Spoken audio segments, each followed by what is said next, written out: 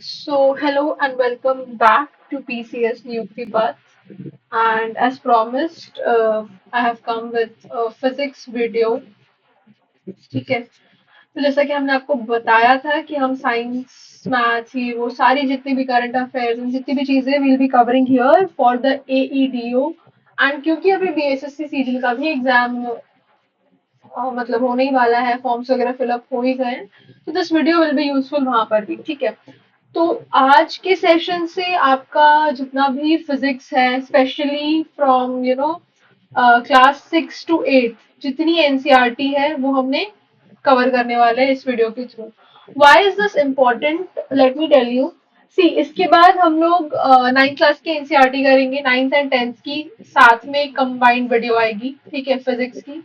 But before that this video is for दो, specially for those people जो कि non science background से हैं। ठीक है, अगर नॉन साइंस बैकग्राउंड के बच्चों को डायरेक्टली 9th एंड 10th की एनसीईआरटी से स्टार्ट करवा देंगे, जो कि पिछले 3 4 5 साल से जैसे अगर मैं सपोज कर रही हूँ कि ग्रेजुएशन भी किया है किसी बच्चे ने और अभी वो एग्जाम्स में अपेयर कर रहा है, तो मिनिमम 5 years से वो साइंस के टच में नहीं है, तो it will be very difficult. ठीक है, so in that case let's brush up with 6 to 8 and then हम फिजिक्स, केमिस्ट्री, बायो सारी चीजें ऐसे ही करेंगे 6 to 8 and then 9th and 10th साथ में।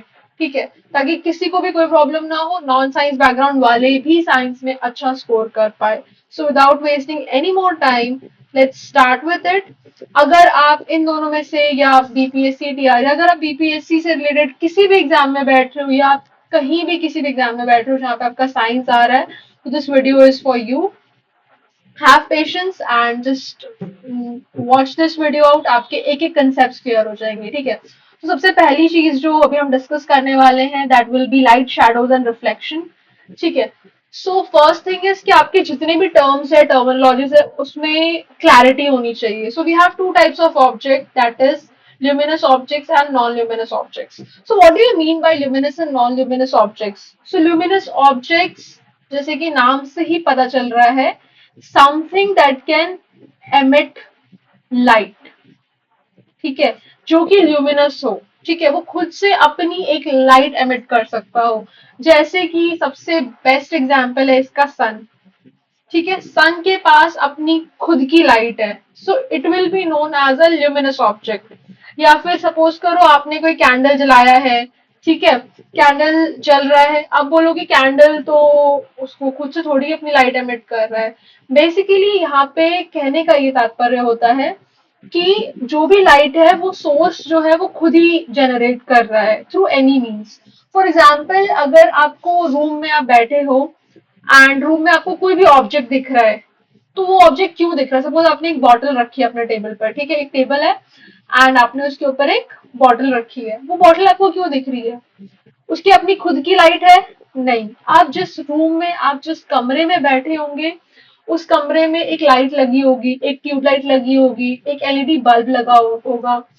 उस एलईडी बल्ब, उस वॉल पे जो एलईडी बल्ब लगा होगा, उससे लाइट इसके ऊपर पड़ रही है, फिर वो रिफ्लेक्ट होके आपके आंखों पे पड़ रही है। ठीक है, इसीलिए आपको ये बॉटल दिख रहा है, राइट? सो इस केस में आपका जो ल्यूमिनस ऑब्जेक्ट है, जो सोर्स ऑफ लाइट होता है, उसी को हम ल्यूमिनस ऑब्जेक्ट बोलते हैं। तो this will be known as your luminous object, जो कि आपका एक एलईडी बल्ब होगा इस केस में। ठीक है, मतलब ल्यूमिनस ऑब्जेक्ट्स ऐसे ऑब्जेक्ट्स होते हैं जिनके पास अपनी खुद की लाइट प्रोड्यूस कर सकते हैं, भले ही वो आर्टिफिशियली करे या फिर नेचुरली करे। नेचुरली की अगर हम बात करें तो वो हो गया आपका, दिस इज योर नेचुरल, जो कि आपका सन हो गया। थंडर एंड लाइटनिंग होती है आसमान में ड्यूरिंग द रेन्स, वो भी आपका किस टाइप में आएगा? That is also natural luminous object. Whereas if we talk about artificial luminous objects, तो देखो ये मशाल लेके हाथ में चल रहा है, ये आर्टिफिशियल ल्यूमिनस ऑब्जेक्ट हो जाएगा। ये दिया है, ये आर्टिफिशियल है। लैम्प, ये सारे खुद से लाइट जनरेट कर रहे हैं अपनी, बट दे आर आर्टिफिशियल। ठीक है, हमें इसे जलाना पड़ रहा है, नेचुरली नहीं अकर होता है। और नेचुरल में क्या आ सकता है? मून? नो, मून जो है वो आएगा आपका नॉन ल्यूमिनस ऑब्जेक्ट में, बिकॉज मून के पास अपनी खुद की लाइट नहीं है। सन की लाइट उसके ऊपर पड़ती है, आपको पता ही होगा, जैसे ये हमारा अर्थ है, ठीक है, सन ऑब्वियसली इससे और बड़ा होगा, और यहाँ छोटा सा कोई छोटा सा मून है जो कि अर्थ के अराउंड जब घूम रहा है, तो सन की लाइट जो मून के ऊपर पड़ती है, ठीक है, क्योंकि ये रिवॉल्व कर रहा है, जो भी लाइट सन की मून के ऊपर पड़ती है उसकी वजह से मून का जो फेस है वो हमें दिखता है, ठीक है। बाकी मून के पास अपनी खुद की कोई लाइट नहीं है। ल्यूमिनस ऑब्जेक्ट्स में और नेचुरली ल्यूमिनस ऑब्जेक्ट्स में आपके स्टार्स आ जाएंगे, ठीक है। सो आपको ये ल्यूमिनस और नॉन ल्यूमिनस ऑब्जेक्ट्स का बेसिक डिफरेंस पता होना चाहिए, ठीक है। ल्यूमिनस ऑब्जेक्ट्स में आपको ये भी पता होगा, जैसे एक टर्म होता है बायोल्यूमिनेसेंस, ये टर्म भी कई बार ना एग्जाम में दे दिया जाता है। Bioluminescence, what do you mean by bioluminescence? Bio means something which is related with living organism, ठीक है, living organism, and luminescence is again related to the light. So bioluminescence क्या होता है? Bioluminescence is nothing but your living organisms जो कि light produce करते हैं। जुगनू देखा है आपने? बहुत देखा होगा, बचपन में हम लोग बहुत एक्साइटेड हो जाते थे जुगनू को देख के कि अरे इसमें से तो लाइट निकल रही है, ये हो रहा है, वो हो रहा है, ठीक है। तो जुगनू is your classic example of bioluminescence, क्योंकि उसकी बॉडी से वो लाइट एमिट करता है, ठीक है। So this is all. Okay, next point is कि हम बहुत सारी चीजें देखते हैं, ठीक है, लाइट के through we are able to see lots of things because of the light. हमारे अराउंड जितनी भी चीजें हमें दिख रही है, it is all because of light. So now the question is how does the light travel, ठीक है। मे बी कभी एग्जाम में आपसे ये पूछ दिया जाए कि लाइट लाइट का जो यू नो मोशन है, या फिर लाइट किस डायरेक्शन में ट्रैवल करता है और कैसे ट्रैवल करता है, जिगजैग वेव जैसे ऐसे से ट्रैवल करता है या फिर स्ट्रेट लाइन जैसे ट्रैवल करता है। So for the time being you need to understand कि लाइट जो है वो हमेशा कैसे ट्रैवल करता है, स्ट्रेट लाइन में। अब कुछ बच्चे बोलेंगे, सोच रहे होंगे, सॉरी बच्चे नहीं बोलेंगे, कुछ लोग सोच रहे होंगे कि नहीं हमने तो पढ़ा है कि लाइट का वेव नेचर है और ऐसे है वैसे। Those things you will understand जब हम लोग क्लास 10th की वापस से लाइट को हमें वापस से पढ़ना होगा, बिकॉज इसमें अभी हमें कनकेव कन्वेक्स मिरर्स पढ़ने होंगे, ठीक है। Then we have to do lenses, then we have to do their formula 1 by v 1 by u equals to 1 by f, ठीक है। तो ये सारी चीजें हम लोग क्लास 10th में दिया हुआ है, तो will be discussing. For now, for the very basic thing, क्योंकि आपका इंट्रोडक्शन है, आई एम अज्यूमिंग कि you know everyone here is from a non science background, and so you need to brush up with the basics first, और उसके बाद हम लोग higher 9th 10th वाली चीजों में चले जाएंगे, ठीक है, ताकि सबको इजीली अंडरस्टैंड किया जा सके, ठीक है। ठीक है, तो लाइट जो है वो कैसे ट्रैवल करती है स्ट्रेट लाइन में। अगर कुछ ना ध्यान में रहे तो इसके लिए सिंपल से यहाँ पे एक एग्जाम्पल दिया हुआ है एक डायग्राम के थ्रू। सपोज करो ये कैंडल है, ठीक है, एंड दिस गर्ल इज मतलब एक पाइप के थ्रू ये देख रही है, ठीक है। तो जो, और एक और दूसरा पाइप है यहाँ पे जो कि यहाँ से थोड़ा सा से बेंड है, ठीक है, ये दोनों पाइप से दो बार में अलग अलग टाइम पे देख रही है। तो हम इसे कौन से मतलब इमेज में या कौन से पाइप के थ्रू यू कैन से, कौन से पाइप के थ्रू इसे कैंडल का फ्लेम दिखेगा? तो ये जो स्ट्रेट पाइप से जो देख रही है इससे इसे कैंडल का फ्लेम दिखेगा, वेराज इस टेढ़े पाइप के थ्रू इसे नहीं दिखेगा। क्यों? क्योंकि लाइट जो है वो कैसे ट्रेवल करता है, इन अ स्ट्रेट लाइन। सो यहाँ पर क्या होगा, लाइट ऐसे ट्रेवल करेगा, बट ये ऐसे ट्रेवल करता तब जाके उसे दिखता, तो इसे यहाँ पे ये फ्लेम नहीं दिखेगा क्योंकि यहाँ से ये पाइप जो है ये बेंड हो रही है, ठीक है। अनलेस कि मतलब अंदर से का जो सरफेस है वो रिफ्लेक्टिव ना हो। अगर ये normal non reflective, this is a case when I am talking about a non reflective pipe, क्योंकि अगर रिफ्लेक्शन होगा तो क्या होगा, लाइट यहाँ से घुस रहा है, अब ये रिफ्लेक्ट होके इस सरफेस पे जाएगा, फिर उस सरफेस पे जाएगा और उस सरफेस पे जाएगा, करते करते उसे दिख जाएगा, ठीक है। तो नॉन रिफ्लेक्टिव की बात कर रहे हैं हम लोग, ठीक है। So light always travels in a straight line. Cool.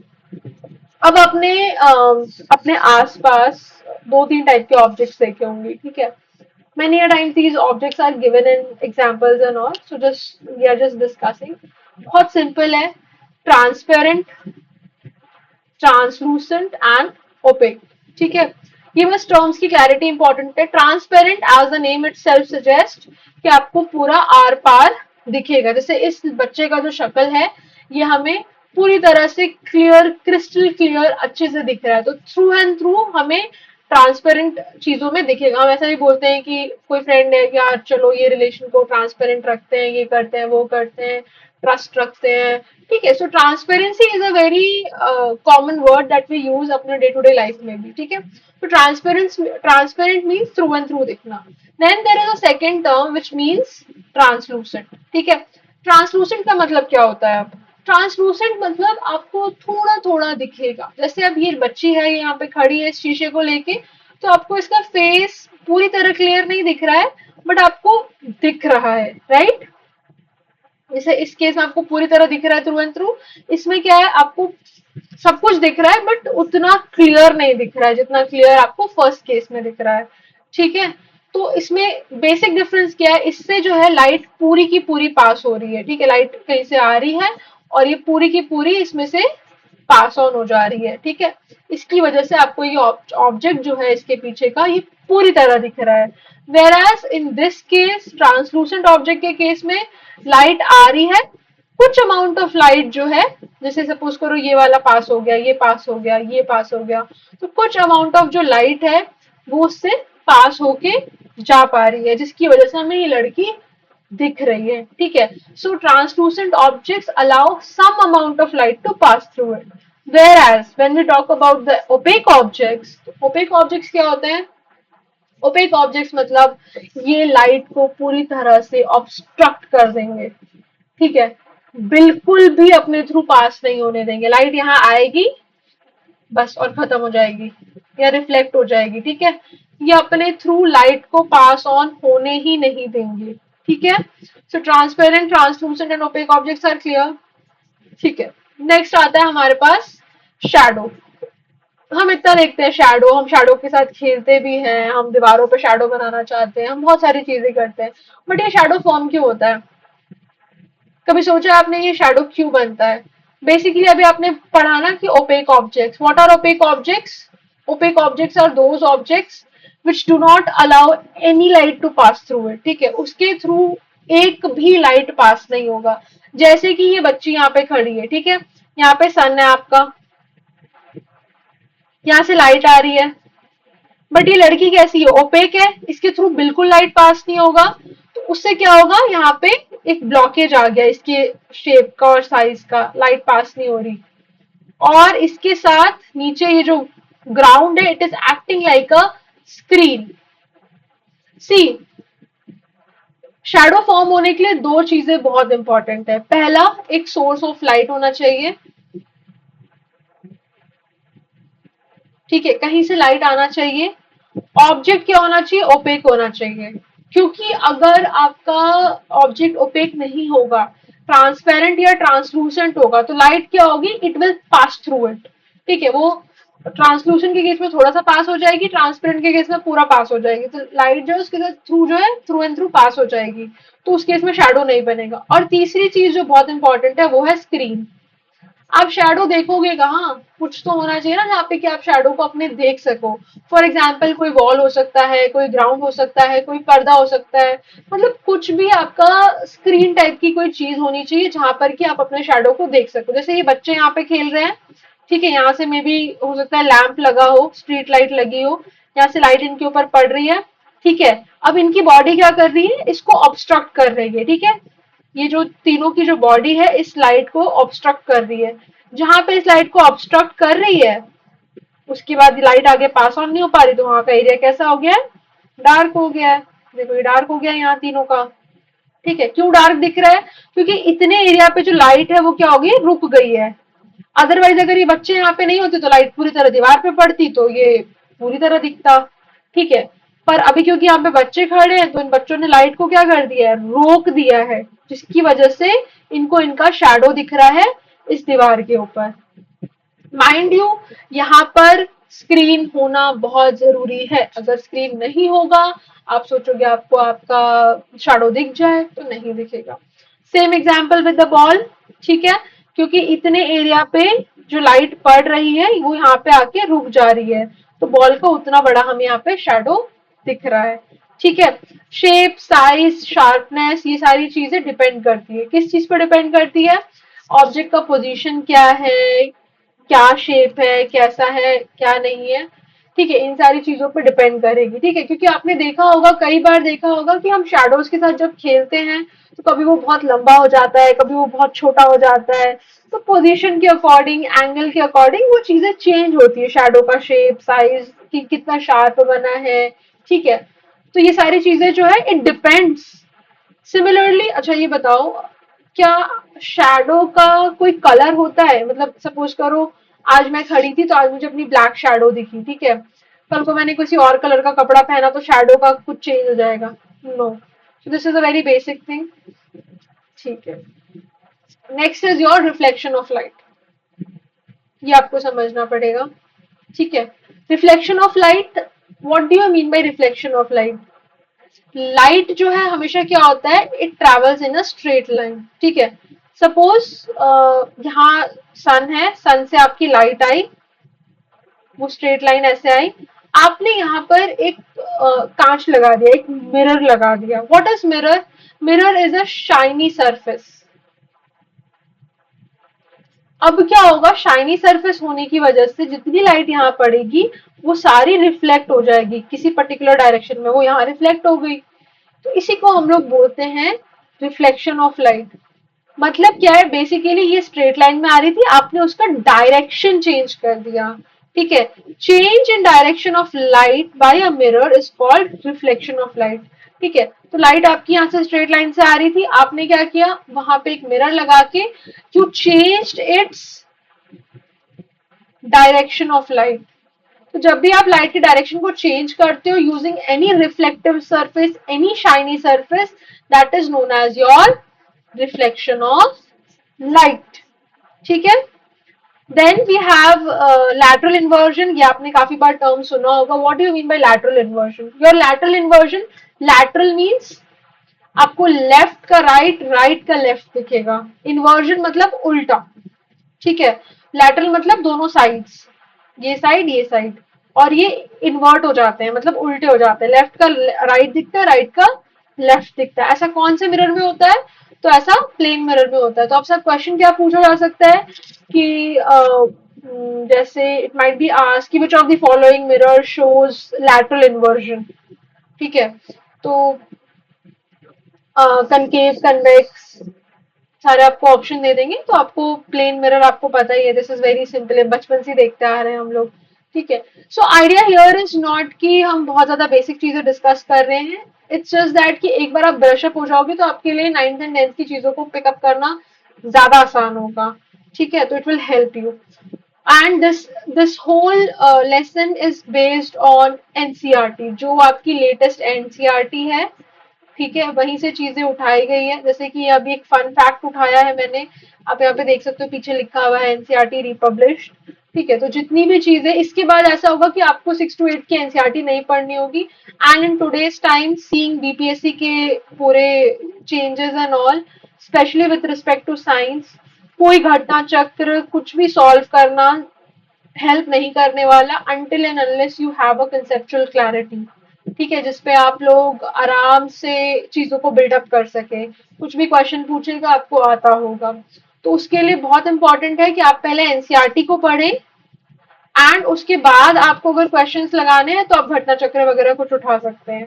Otherwise बिना एनसीईआरटी किए जस्ट घटना चक्र के भरोसे एग्जाम में बैठना कि मे बी क्वेश्चंस रिपीट हो जाए, एक्सपेक्टिंग कि क्वेश्चंस रिपीट होगा, ये रिपीट कर देगा, वो रिपीट कर देगा, तो इट इज अटरली मतलब बहुत बेकार डिसीजन होगा, अटरली इडियोटिक डिसीजन होने वाला है, ठीक है। सो that's why I suggest that go through the NCERT, and आपको एनसीईआरटी पढ़ने की अब जरूरत नहीं है, इसमें 6 to 8 सारी एनसीईआरटी के अंदर जितनी भी चीजें दे रखी है वो हमने कवर कर लिया है। This is one of the fun facts. ये आपका केरला में अरानमुल्ला कनाडी एक यूनिक मिरर होता है। इसमें क्या करते हैं, जैसे आज के टाइम पे आपको पता है ना कि मिरर जो है हम वो किससे बनाते हैं, ग्लास को यूज करके बनाते हैं, कांच से बनाते हैं। बट पुराने टाइम्स में जो मिरर बनते थे वो मेटल से बनते थे। Even I found that very fascinating, although I saw some reel on Instagram इस मेटल मिरर से रिलेटेड और समथिंग, आई डोंट रिमेम्बर, बहुत पहले देखा था बिकॉज अभी तो I don't use Instagram. But I also saw something कि मेटल का शाइनी सरफेस वाला मिरर टाइप्स कुछ, but it existed in India as well. ठीक है, तो केरला में इसे बोलते थे अरनमुला कनाडी। इसमें क्या होता है, ये मेटल सरफेस को पॉलिश कर करके इतना शाइनी बना देते हैं, इतना शाइनी बना देते हैं that it acts like a mirror. ठीक है, एंड ये केरला की स्पेशलिटी है। ठीक है, अच्छा, अब ये देखो, next is your periscope and kaleidoscope. ठीक है, पेरिस्कोप में क्या होता है, ये एक जेड शेप का आप एक स्ट्रक्चर ले लो। इसमें क्या होगा, सबसे पहले देखो एक मिरर यहाँ पे लगा हुआ है, मिरर वन, और एक मिरर यहाँ पे लगा हुआ है। अब ये जो पेड़ है, इस पेड़ से जो लाइट है वो ऐसे जा रही है और यहाँ से लाइट जाके इस मिरर पे टकराएगी। अभी हमने क्या पढ़ा था कि मिरर पे लाइट टकराते ही उसका जो डायरेक्शन है वो चेंज हो जाता है। एंड इससे पहले हमने क्या पढ़ा था कि जो लाइट है it always travels in a straight line. So light was travelling in a straight line, due to this mirror it got reflected, it changed its direction. अब ये नीचे की तरफ आ गया। यहाँ पे हमने एक और मिरर लगा रखा है एक एंगल पे, इससे एक और रिफ्लेक्शन होगा और ये सीधे व्यूअर की आईज में जाएगा। सो ऑल्दो ये पेड़ उस तरफ है और ये डायरेक्टली नहीं देख पा रहा, दीवार लगी हुई है, but due to reflection through all both the mirrors, ये जो इंसान है वो क्या है, इस पेड़ को देख सकता है। ठीक है, कैसे देख पा रहा है, क्योंकि लाइट पेड़ की फाइनली इसे यहाँ तक मिरर के थ्रू मिरर में दिख जाएगा। ठीक है, reflection. So this is what is a periscope, and from here you can infer कि जो पेरिस्कोप होता है ये क्या है, it is a device which uses light. ठीक है, ये एक काइंड ऑफ डिवाइस है जो कि लाइट को यूज कर रहा है। Similarly we have a kaleidoscope. Kaleidoscope में क्या होता है, अब देखो ये भी आपका मिरर है, ये मिरर है, ये मिरर है, तीन मिरर्स को हम ट्रायंगल शेप में लगा देते हैं। ठीक है, और इसके through we can observe different different patterns. ठीक है, इसमें आप कुछ चीजें रख दोगे तो उससे आपको अलग अलग पैटर्न दिखेंगे, जैसे कि ये एक पैटर्न आपको दिख रहा है कलेडोस्कोप के अंदर। ठीक है, अच्छा, गेस व्हाट, अब देखो इसमें से एक क्वेश्चन इसी बार 71st के प्रीलिम्स में आया था। Although this question is not from the science, it is a question from reasoning, but जिस इंसान को साइंस की चीजें पता होंगी ही और she can easily answer this question. So you can see कि माइक्रोस्कोप है, obviously this uses light. Telescope है, वर्क्स ऑन लाइट। ठीक है, स्टार की लाइट से देखने के लिए काम आता है। पेरिस्कोप है, ये भी आपका लाइट पे वर्क करता है। स्टेथोस्कोप है, it works on sound. So odd one out was option number C. तो इस तरीके से आपको इसे आंसर करना था। तो अगर आपने एनसीईआरटी को पढ़ रखा है, कलेडोस्कोप, ये स्कोप, वो स्कोप, जितनी भी चीजें बेसिकली दी हुई है आपके एनसीईआरटी में, if you know those things you can solve many questions. ठीक है, so this is your homework. यहाँ पे चार पांच बच्चे बैठे हैं, एक कैंडल रखा हुआ है। ठीक है, एंड इस कैंडल के थ्रू लाइट आ रही है। अब ये मुझे बताना कि किस बच्चे को ये फ्लेम दिखेगा। ठीक है, किस बच्चे को ये फ्लेम दिखेगा, साहिल को दिखेगा या रेखा को दिखेगा या पैट्रिक या कासिमा को दिखेगा, किसको दिखेगा? You have to tell me this in the comment section. Moving on to the next topic, next topic is very interesting. This is your time and motion. ठीक है, टाइम एंड मोशन बहुत important है, because अभी देखो 9th class की जब हम वापस से पढ़ना स्टार्ट करेंगे उसमें we have to study force and your three laws of motion and everything. For that you need to understand the basic terms first. Terms and terminology समझ लो यहाँ पे। ये अगेन आपके 8th क्लास में दिया हुआ है, 7th में भी दिया हुआ है, तो ये एक बार आप समझ लोगे तो आपके लिए इजी होगा। ठीक है, सो सबसे पहली बात है what is motion. First and foremost thing is कि मोशन क्या होता है। मोशन हम लेमन टर्म्स में हमेशा ऐसे बोल देते हैं कि it is your movement of any object.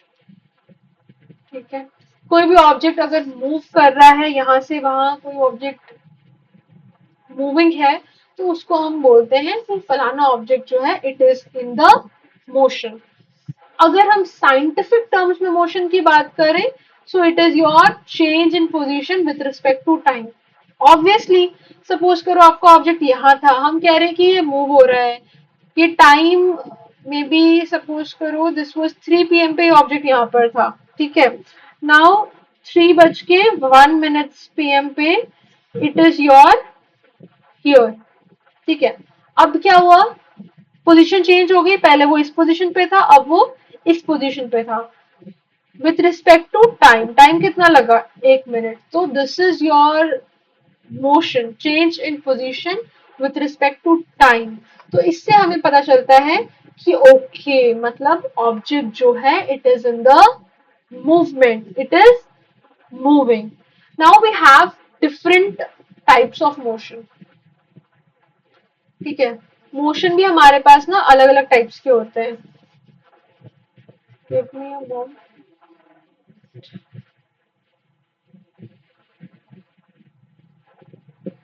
Yeah, so we have different types of motion.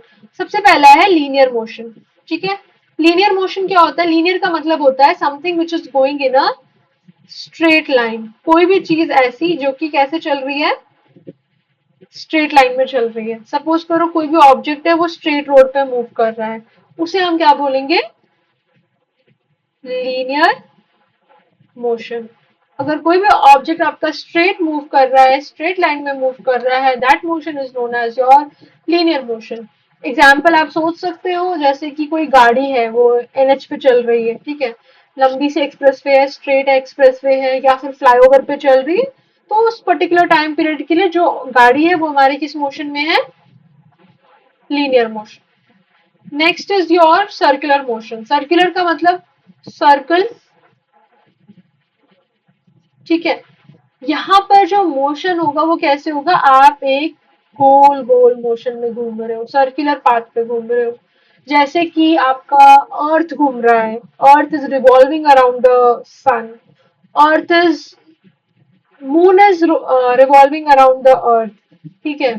अर्थ का मोशन अराउंड इट्स एक्सिस, जो उसका रोटेशनल एक्सिस के अराउंड जो उसका मोशन है, that is also circular in nature, गोल गोल घूम रहा है, ठीक है। So that is known as your circular motion. Then we have oscillatory motion. What is your oscillatory motion?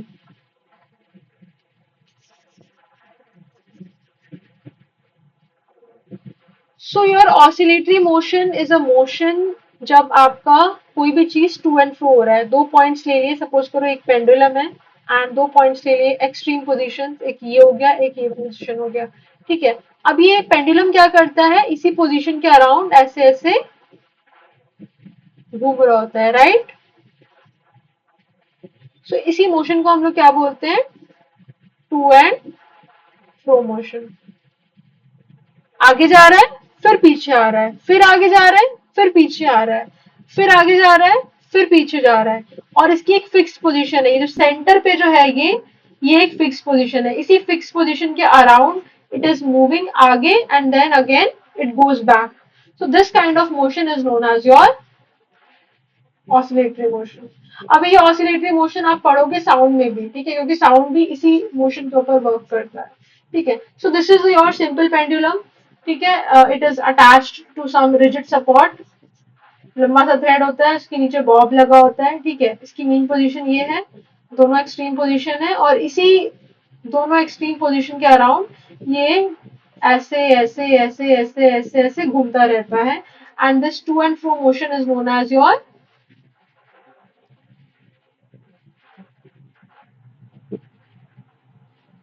Oscillatory motion, ठीक है।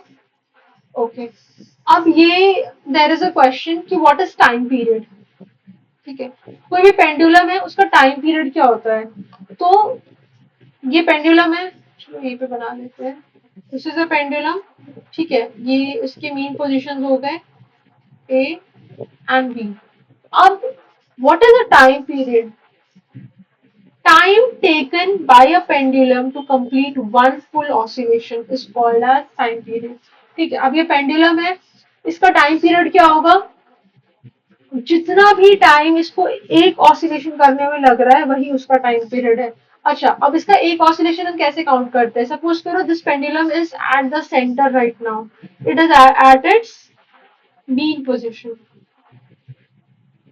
So it will go first year, यहाँ पे जाएगा और यहाँ की बात फिर यहाँ पे जाएगा, फिर वापस से ये आ जाएगा मीन पोजीशन पे। ठीक है, इसको बोलेंगे हम लोग वन कंप्लीट ऑसिलेशन। ठीक है, it will go from mean position to point B, then come back to point mean position, then again mean position to point A and then back to mean position. जब ये दोनों position को touch करते हुए वापस से अपने mean position पे आ जाएगा, पहले ये मीन पोजीशन से स्टार्ट करेगा, फिर दोनों पोजीशन को टच करके वापस से जब ये मीन पोजीशन पे आ जाएगा, इसको बोलते हैं वन ऑसिलेशन। एंड इस एक ऑसिलेशन को करने में उसको जितना भी टाइम लग रहा है, 1 मिनट लग रहा है, 1 सेकेंड लग रहा है, 10 सेकेंड लग रहे हैं, 15 सेकेंड लग रहे हैं, जितना भी टाइम लग रहा है उसे एक ऑसिलेशन करने में, ठीक है, उसी को हम उसका क्या बोलते हैं, उस पेंडुलम का टाइम पीरियड बोलते हैं। Okay, cool. Next is your, we have periodic and non-periodic motion.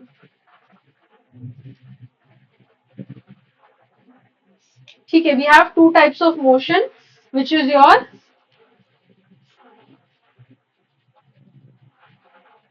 periodic and non-periodic motion. What is the difference between the periodic and non-periodic motion?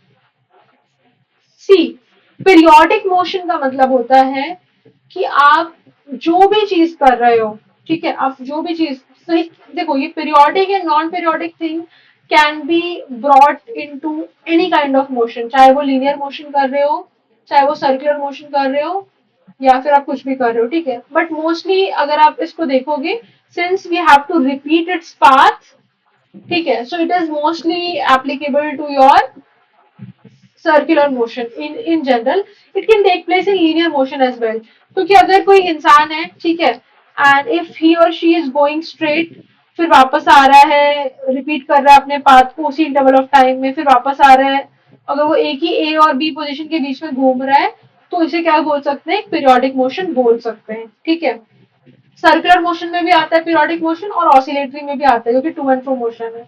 So what is a periodic motion? In a periodic motion you have to repeat your path after a fixed interval of time. इसको ऐसे समझना, एक ground है, ठीक है, आज आपने सोचा आपको रनिंग करनी है, आपने स्टार्ट किया इस पोजीशन से, आपने पहला राउंड लिया 5 मिनट में, आपने दूसरा राउंड लिया फिर से 5 मिनट में, ठीक है, फिर आप तीसरा राउंड ले रहे हो फिर से 5 मिनट में। तो बेसिकली आप एक टाइम पीरियड के बाद, आप हर 5 मिनट के बाद अपना पूरा रास्ता जो है उसे क्या कर रहे हो, रिपीट कर रहे हो। ठीक है, this is what is a periodic motion, you have to repeat your path after a fixed interval of time. अगर आप अपना पाथ को बार बार रिपीट कर रहे हो 5 मिनट के अंतराल पे, इसी को हम बोलेंगे पीरियोडिक मोशन। पर सपोज करो आपने स्टार्ट किया यहाँ से, ठीक है, आपने पहला चक्कर तो 5 मिनट में लगा लिया, दूसरे चक्कर के टाइम पे आपका स्टेमिना डाउन था, आपको बीच में आपने थोड़ा रेस्ट ले लिया, थोड़ा चल लिए, ठीक है, और आपने 8 मिनट लगाया, फिर थर्ड राउंड में आप थोड़ा और एग्जॉस्टेड थे तो आपने 10 मिनट ले लिया थर्ड राउंड करने में। ठीक है, so this will be termed as a non periodic motion. So for a periodic motion there are two criterias, first is the time interval should be same, दूसरी चीज है कि पाथ आपको रिपीट करना है, you repeat your path, you एक fixed interval of time के बाद, otherwise it is known as your non periodic motion. ठीक है, टाइम पीरियड क्लियर है, वन ऑसिलेशन में जितना भी टाइम लगेगा उसे टाइम पीरियड बोलेंगे।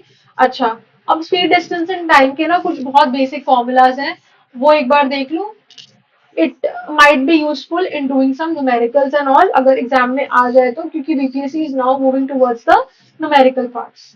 ठीक है, so speed distance and time में डिस्टेंस जो है that is equal to speed into time. ठीक है। Now you can from this formula only you can calculate speed and time. तो स्पीड क्या हो जाएगा,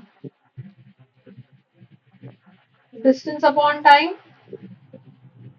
and time is equal to distance upon speed.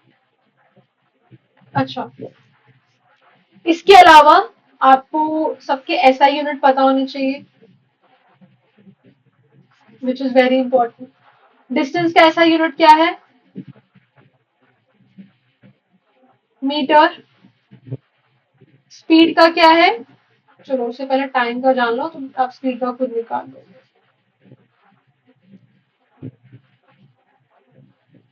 Time का ऐसा यूनिट का है सेकेंड। सो स्पीड का ऐसा यूनिट क्या होगा, आप सीधे फॉर्मूला से निकाल सकते हो। डिस्टेंस का यहाँ पे मीटर लिखो, नीचे में आप टाइम का सेकेंड्स लिखो। तो स्पीड का ऐसा यूनिट क्या हो गया, मीटर पर सेकेंड। ठीक है, सो ये ऐसा यूनिट आपको क्लियर है। अब एक चीज ध्यान देना, स्पीड जो है ये हमें कई बार डायरेक्टली मीटर पर सेकेंड में दी रहती है या फिर किलोमीटर पर आवर में दी रहती है। ठीक है, दोनों केसेस में दी रहती है और कई बार हमें इसे कन्वर्ट करना होता है ऐसे, या तो मीटर पर सेकेंड से हमें किलोमीटर पर आवर में कन्वर्ट करना होता है, या तो किलोमीटर पर आवर को मीटर पर सेकेंड में। So if you have to convert meter per second to the kilometer per hour, ठीक है, इस केस में आप क्या करोगे, नहीं सबसे पहले एक काम करो, wait, क्या, किलोमीटर पर आवर को मीटर पर सेकेंड में कन्वर्ट करो। It is the simplest thing one can do. ठीक है, सो 1 किलोमीटर में कितने मीटर्स होते हैं, 1000 मीटर्स। एंड 1 आवर में कितने सेकेंड्स होंगे, 1 घंटे में कितने मिनट्स होते हैं, 1 hour is equal to 60 minutes. और 1 मिनट में कितने सेकेंड्स होते हैं, 60 सेकेंड्स। तो 1 आवर में कितना हो जाएगा, 60 इंटू 60 सेकेंड्स, राइट। तो ये हो गया आपका 60 इंटू 60 सेकेंड्स। ठीक है, अभी हम ये क्या कर रहे हैं, किलोमीटर पर आवर से मीटर पर सेकंड में कन्वर्ट कर रहे हैं। इसको जब आप रिड्यूस करोगे ना, कैंसिल करोगे, तो आएगा आपका 5/18 मीटर पर सेकेंड। ठीक है, सो जब भी आपको किलोमीटर पर आवर से मीटर पर सेकेंड में अगर किसी भी उसको कन्वर्ट करना है, what you need to do is कि जो भी आपका स्पीड है उसे आपको मल्टीप्लाई करना है 5/18 से। जैसे कि मैं आपको एक एग्जांपल दे रही हूँ यहाँ पर, सपोज करो आपको 90 किलोमीटर पर आवर को चेंज करना है, किसमें, मीटर पर सेकेंड में। ठीक है, सो 90 इंटू 5/18 मीटर पर सेकेंड कितना हुआ,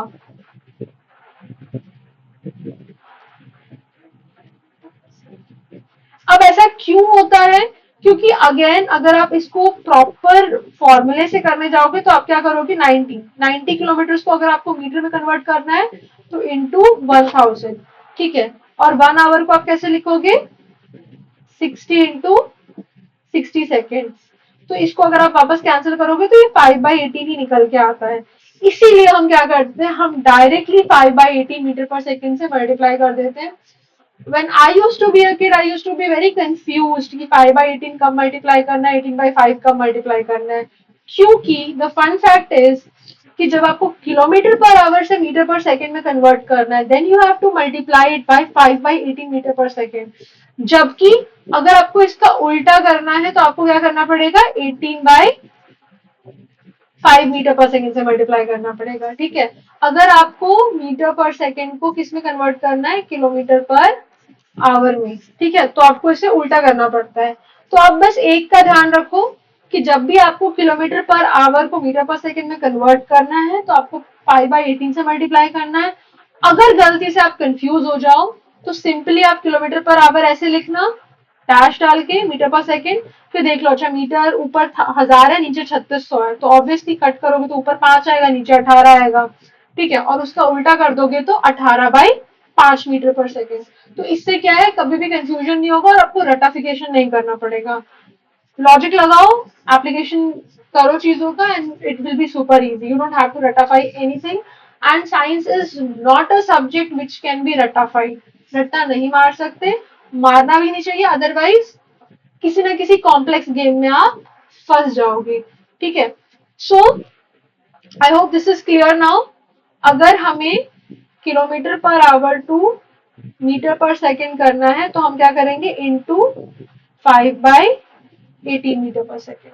अगर हमें मीटर पर सेकेंड से किलोमीटर पर आवर करना है तो हम क्या करेंगे, इंटू 18/5 किलोमीटर पर आवर। मतलब यहाँ पे स्पीड होगा, जो भी स्पीड दी है। ठीक है, इसके अलावा इससे आपको कुछ नहीं पूछा जा सकता न्यूमेरिकल वाइज। ठीक है, कन्वर्जन आ सकते हैं। Okay, next is your uniform and non uniform motion. अभी आपने एक कंसेप्ट पढ़ा कि स्पीड, स्पीड आपको पता है कोई भी ऑब्जेक्ट एक पर्टिकुलर स्पीड के साथ मूव कर रहा है। ठीक है, सपोज करो आपने स्कूटी चलानी स्टार्ट की। ठीक है, इन दैट केस अगर आप स्कूटी चला रहे हो 5 मीटर पर सेकेंड कंटिन्यूसली, एक कांस्टेंट स्पीड पर चला रहे हो, चलो यार 5 बहुत ज्यादा कम हो जाएगा, ठीक है चल ही नहीं रही है स्कूटी से, चलो पैदल चल लेंगे, है ना। हम एक काम करते हैं, इसको 40 मीटर पर सेकेंड पे चलाते हैं कॉन्स्टेंटली। ठीक है, ना ये 40 से ऊपर जा रहा है ना ही ये 40 से कम जा रहा है। ठीक है, ये क्या कर रहा है, 40 मीटर पर सेकेंड की स्पीड पे ही चल रहा है कॉन्स्टेंटली। तो इस टाइप के मोशन को हम लोग बोलते हैं यूनिफॉर्म मोशन, जहां पे कि कोई भी ऑब्जेक्ट जो है आपका एक कांस्टेंट स्पीड पे चल रहा है। किस स्पीड पे चल रहा है, कांस्टेंट स्पीड पे। ठीक है, एक कोई भी स्पीड उसने पकड़ लिया है और वो उसी स्पीड को पकड़ के चल रहा है कि भाई अब ना मैं इससे ऊपर जाऊंगा ना मैं इससे नीचे जाऊंगा। नॉन यूनिफॉर्म मोशन किसे बोलते हैं, सपोज करो अब बंदे को रोड खाली मिली, उसने भगा दिया उसे 60 मीटर पर सेकेंड की स्पीड पे। ठीक है, और वैसे तो मुझे किलोमीटर पर आवर बोलना चाहिए बट ठीक है, समझ जाओ। ठीक है, 60 की स्पीड पे भगा दिया, पर अब उसे कहीं पे बहुत ट्रैफिक मिल गया तो वो 20 मीटर पर सेकेंड की स्पीड पे चल रहा है। ठीक है, so in this case this type of motion is known as your non uniform motion. ठीक है, यहाँ पे इसे क्या बोलेंगे हम लोग इसे कहेंगे कि जो बंदा है वो कैसे चल रहा है, वो नॉन यूनिफॉर्म मोशन के साथ चल रहा है, क्योंकि वो अपना स्पीड जो है बार बार चेंज कर रहा है। ठीक है, अच्छा, अब ये अगेन कुछ फैसिनेटिंग फैक्ट्स था। Why am I putting these fascinating facts of NCERT here, you never know, may be NCERT से गो थ्रू करते करते कोई एक क्वेश्चन यहाँ से बना दे। तो वर्ल्ड का लार्जेस्ट जो स्टोन डायल है, स्टोन सन डायल है। ठीक है, सन डायल आपको पता है पुराने जमाने में टाइम को मेजर करने के लिए यूज किया जाता था। ठीक है, इस सन डायल का नाम क्या है, सम्राट यंत्र। ठीक है, where is it situated, it is situated in Jaipur and it is a UNESCO World Heritage Site. Now your homework is you need to tell me in the comment section कि जयपुर जो है वो किसने स्टैब्लिश किया था, point number 1। दूसरी चीज, 5 जंतर मंतर बनाए थे उस राजा ने। ठीक है, उस राजा ने जिसने जयपुर को एस्टैब्लिश किया था ना, उस राजा ने 5 जगह पे जंतर मंतर बनाए हैं। वो पांचों जगह के नाम आपको कमेंट करके बताना है कि वो 5 जगह कौन कौन से हैं। ठीक है, नेक्स्ट इज योर, अगर आप बता सको शैडो बेस्ड टाइम मेजरमेंट जो है, पहली बार मतलब शैडो के थ्रू जो हम टाइम मेजर करते हैं यूजिंग सनडाइल वगैरह, वो कहाँ मेंशन्ड है, अर्थशास्त्र। एवरीबडी नोज अर्थशास्त्र किसने लिखी थी, कौटिल्य ने लिखी थी। ठीक है, उसके अलावा अगर आप बात करोगे घटिका यंत्र, ये किसने मेंशन किया था पहली बार, ये आर्यभट्टा ने मेंशन किया था अपनी बुक में। ठीक है, घटिका यंत्र। घटिका यंत्र क्या होता है, सिंकिंग बोल वाटर क्लॉक होता है। मतलब इसमें क्या करते हैं, एक बाल्टी लेते हैं। ठीक है, इस बाल्टी में ये पूरा पानी भर देंगे और इस पानी में एक की कटोरा लेंगे और इस कटोरे में नीचे में छोटा सा होल होगा। अब क्या करेंगे, ये कटोरा जैसे जैसे जैसे करके ये पूरा सिंक हो जाएगा पानी भरने के बाद, उससे ये लोग टाइम मेजर करते हैं। तो ये जो घटिका यंत्र है, इस घटिका यंत्र को कहाँ पे मेंशन किया हुआ है, आर्यभट्टा ने अपनी बुक में मेंशन किया हुआ है, ठीक है, पहली बार। और जो शैडो बेस्ड टाइम है वो किसने मेंशन किया हुआ है, अर्थशास्त्र में मेंशन है बाई कौटिल्य, ठीक है। ओके, नेक्स्ट आपको जो पढ़ना है that is temperature and it's measurement, ठीक है। इसमें बहुत छोटी मोटी सी चीज है जो कि आप अपने डे टू डे लाइफ में यूज करते हो टू मेजर द टेम्परेचर। किसी को फीवर आया है, कुछ भी आया है, so we use the thermometer and we use to measure the temperature. Similarly हमारा एयर प्रेशर वगैरह मेजर करते हैं, तो बहुत बेसिक सा चीज है, बहुत इंट्रोडक्टरी पार्ट है, बहुत बेसिक पढ़ना है हमें, ठीक है। सो हम हॉटनेस या कोल्डनेस किसी भी बॉडी का कैसे मेजर करते हैं, we measure using its temperature, कि वो कितना उसका टेम्परेचर बॉडी का राइज किया है, फॉल किया है, उसके बेसिस पे वी कम टू नो कि whether the object is hot और इज इट कोल्ड, ठीक है। जो डिवाइस आपका टेम्परेचर को मेजर करे उसको क्या बोलते हैं, thermometer. See there is no point कि हम लोग मतलब थर्मोमीटर ये सब बहुत बेसिक चीज है, बट क्या होता है ना, हम कई बार बहुत बेसिक चीजों में सिली मिस्टेक्स कर देते हैं। It's not about you, even I do some silly mistakes like this, ठीक है। तो हर कोई की टेंडेंसी होती है कि हम छोटी छोटी चीजों को सिली मिस्टेक्स कर देते हैं, थर्मोमीटर ये वो बहुत सारी चीजों में, क्योंकि एग्जाम का प्रेशर इतना होता है। तो अगर हम एक बार रिवाइज कर ले, एक बार पढ़ ले कुछ चीजों को, तो वहां पे उतनी ज्यादा क्लैरिटी होती है। बाकी सिली मिस्टेक्स करना तो एक काम होता है सबका, ठीक है। एग्जाम होता ही इसलिए ताकि सिली मिस्टेक्स करे और फिर कट ऑफ डिसाइड हो। एनीवे, सो टेम्परेचर मेजर करने के लिए जो डिवाइस हम यूज करते हैं उसे क्या बोलते हैं, थर्मोमीटर। या आपने अपने घर पे देखा होगा, हॉस्पिटल में देखा होगा, ठीक है।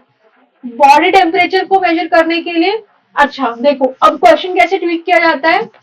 जैसे कि इस बार भी एक क्वेश्चन था पैरासाइटिज्म और एंडोपैरासाइटिज्म, ठीक है।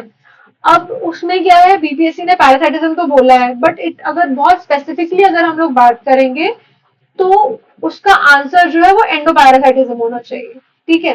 तो सिमिलरली यहाँ पर भी ऐसा पूछ देगा कि a device that measures temperature. अब कोई थर्मोमीटर करेगा, उसी में ऑप्शन दे देगा क्लिनिकल थर्मोमीटर, ठीक है। सो क्लिनिकल थर्मोमीटर क्या मेजर करता है, क्लिनिकल थर्मोमीटर बॉडी का टेम्परेचर मेजर करता है। अगर आपको फीवर आया है तो आपका टेम्परेचर जो है वो क्लिनिकल थर्मोमीटर मेजर करेगा। बट अगर आपसे लेमन टर्म्स में पूछा जाए कि एक डिवाइस बताओ जो कि टेम्परेचर को मेजर करता है, तो वहां पे आंसर क्या होगा, it will be just thermometer, because thermometer can be of many types depending on it's use, ठीक है। हमें उसका क्या काम है, कहाँ यूज करना है। अगर हम बॉडी का टेम्परेचर यूज मेजर कर रहे हैं तो उसे हम क्या बोलेंगे, क्लिनिकल थर्मोमीटर। अगर हम किसी एसिड का, बेस का, किसी सोल्यूशन का, किसी केमिकल का टेम्परेचर मेजर कर रहे हैं तो उसको हम लोग क्या बोलते हैं, लैबोरेटरी थर्मोमीटर, ठीक है। उसी तरह अगर हम लोग एयर का टेम्परेचर मेजर कर रहे हैं तो उसके लिए अलग थर्मोमीटर है, ठीक है। तो टेम्परेचर मेजर करने के लिए अगर कोई डिवाइस है तो that is known as thermometer. अब पर्पस अगर वहां पे मेंशन होगा क्वेश्चन में कि ओके बॉडी का टेम्परेचर मेजर करना है, एयर का टेम्परेचर मेजर करना है, या फिर किसी सोल्यूशन का टेम्परेचर मेजर करना है, तो उसके अकॉर्डिंग आपका जो आंसर है वो स्पेसिफिक और चेंज होगा। अंडरस्टूड। नेक्स्ट इज योर, पुराने जमाने में हम लोग क्या यूज करते थे, we use to use mercury thermometers, ठीक है। आपने देखा होगा मर्क्यूरी होती थी पुराने टाइम्स में, एंड उसको डिप करके रखना पड़ता था, फिर डॉक्टर उसे झाड़ते थे, ठीक है। एंड देन फिर आपको क्लीन करके माउथ में डालते थे या आर्मपिट में डालते थे, ठीक है। बचपन में अगर बच्चे मतलब आप लोग बीमार पड़े होंगे, हॉस्पिटल गए होंगे, तो you must be knowing that, ठीक है। तो पहले मर्क्यूरी थर्मोमीटर्स आता था। अब आप सोचोगे कि आजकल डिजिटल थर्मोमीटर क्यों कर दिया है। तो मर्क्यूरी जो होता है ना, it is a very toxic substance, it is a very toxic metal, ठीक है। सो या it is a very toxic metal, and toxic metal होने की वजह से क्या है कि सपोज करो वो फ्रेजाइल भी होता था, वो गिर गया, कहीं कुछ हो गया, उसे क्लीन करना थोड़ा हजार्डियस हो जाता था, ठीक है। तो अब जो है हमने क्या किया है, जितने भी मर्क्यूरी थर्मोमीटर्स थे सबको हमने रिप्लेस कर दिया किससे, डिजिटल थर्मोमीटर से। इससे क्या है, तुम एकदम एक्यूरेट रीडिंग ले सकते हो, आप इसे अपने घर पे भी रख सकते हो, बैटरी चेंज करनी है बस, तो इट इज गुड। नेक्स्ट चीज जो बहुत इंपॉर्टेंट है आपको ध्यान रखने के लिए, दैट इज कि क्वेश्चन माइट बी आस्क्ड कि नॉर्मल टेम्परेचर, बॉडी टेम्परेचर एक हेल्दी ह्यूमन बीइंग का कितना होता है, तो आपको ध्यान रखना है कि 87 डिग्री सेल्सियस जो है ये एक नॉर्मल ह्यूमन बीइंग का एक हेल्दी बॉडी टेम्परेचर होता है। ऑन एन एवरेज इतना होता है। अब ऐसा नहीं है कि किसी का 36 डिग्री है तो वो खराब है, किसी का 38 है तो वो खराब है। In general it has been seen कि 37 डिग्री जो है मोस्ट ऑफ द लोगों का होता है।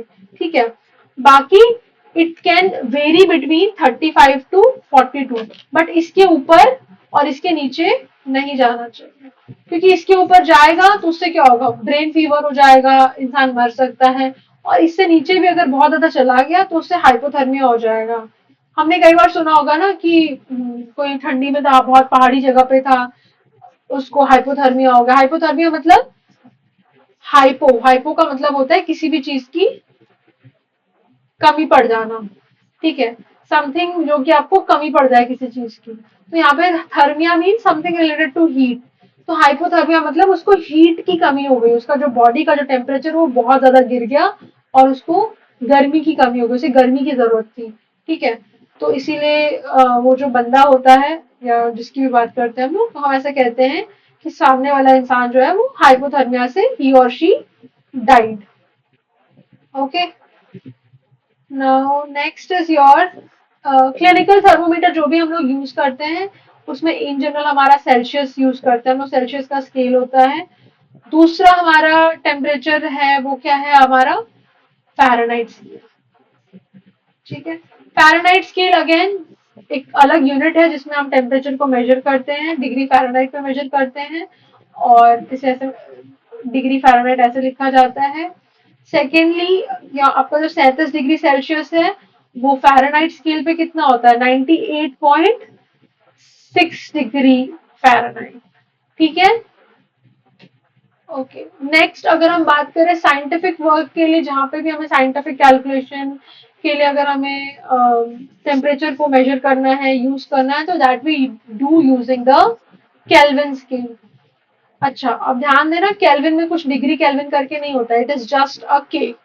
ठीक है, यहाँ पे कुछ भी नहीं होगा, बस एक सिंगल के होता है। ठीक है,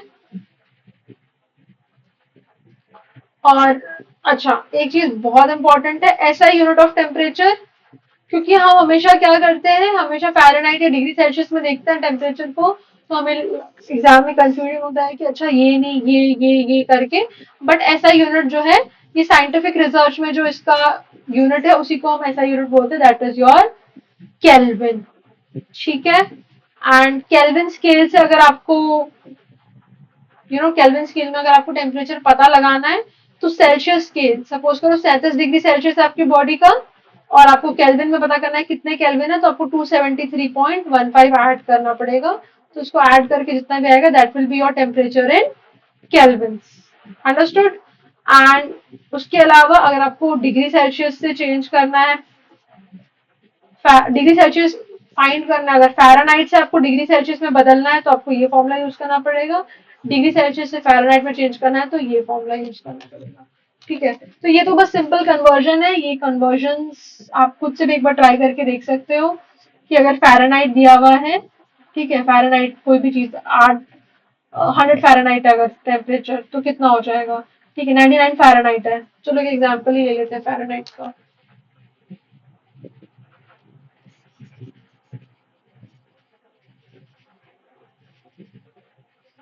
कुछ ऐसा नंबर लेंगे जो कि डिविजिबल हो, ठीक है, so that it will be easier. Suppose करो हमें सेल्सियस में फाइंड करा ना, 5/9 इंटू 99 फ़ारेनहाइट माइनस में 32। अभी कितना सेल्सियस होगा, तो ये हो गया आपका 11 फ़ारेनहाइट। ठीक है, 11 × 5 55 माइनस 32 23 डिग्री सेल्सियस। ठीक है, तो your 99 degree Fahrenheit is equal to 23 degree Celsius.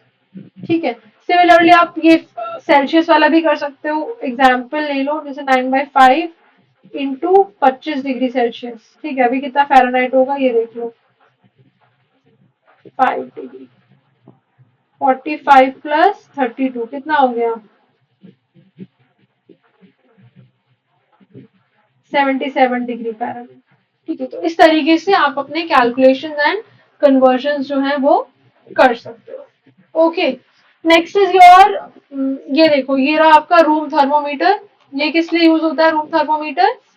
Air का टेम्परेचर मेजर करने के लिए कि जो आपके आसपास की जो एयर है उसका टेम्परेचर क्या है, ठीक है। इसलिए मैंने बताया कि बहुत केयरफुली हमें सॉल्व करना होता है क्वेश्चन, ठीक है। कई बार हम बहुत जल्दी में क्लिनिकल थर्मोमीटर मार देंगे, ये मार देंगे, but we have to read the questions very carefully. Similarly ये हो गया आपका लेबोरेटरी थर्मोमीटर, जो कि आपका सोल्यूशन वगैरह के अंदर हम डिप करने के बाद उसका टेम्परेचर जो है वो मेजर करते हैं, ठीक है। नेक्स्ट इज योर, एक अगेन फन फैक्ट दिया हुआ था साइंटिस्ट के बारे में, ठीक है। एना मानी, ठीक है, एना मानी एक इंडियन साइंटिस्ट है। इसको हम लोग बोलते हैं वेदर वुमेन ऑफ इंडिया। क्यों बोलते हैं? क्योंकि इन्होंने वेदर से रिलेटेड बहुत सारे काम किए थे, ठीक है। वेदर से रिलेटेड इन्होंने बहुत सारे इंस्ट्रूमेंट्स बनाए थे, so that's why she is known as the weather women of India. Okay, so although I have lots of presentation prepared, but I think video बहुत ज्यादा लंबी हो जाएगी and we need a part 2 for this, so that थोड़ा अच्छे pace पे चीजें चले, and then we can have a part 3 for 9th and 10th, ठीक है। I hope you enjoyed watching the video till here and watching this first part of the video. अगर आपको अच्छा लगा हो, so you can put down comments, and you can also, जो भी मैंने questions पूछे थे, you can answer those questions and let me know in the comment sections if you want part 2 of this video, ठीक है। आप comment करोगे, the presentation is already ready, so तुरंत ही वीडियो आ जाएगी। जितनी भी चीजें होंगी 6 to 8 वाली, वो वहां से खत्म हो जाएगी, and then we can move on to 9th and 10th। Fine. और अगर आपको इस वीडियो की पीपीटी चाहिए, सॉरी पीडीएफ चाहिए, so you can join the Telegram. उसका लिंक आपको डिस्क्रिप्शन में मिल जाएगा, कमेंट में भी एक बार मैं ऐड कर दूंगी, ठीक है। So see you in the next video, part 2 of this। Thank you so much everyone, and do go and join on the telegram and comment कर देना, and please do subscribe as well। Thank you, thanks a lot।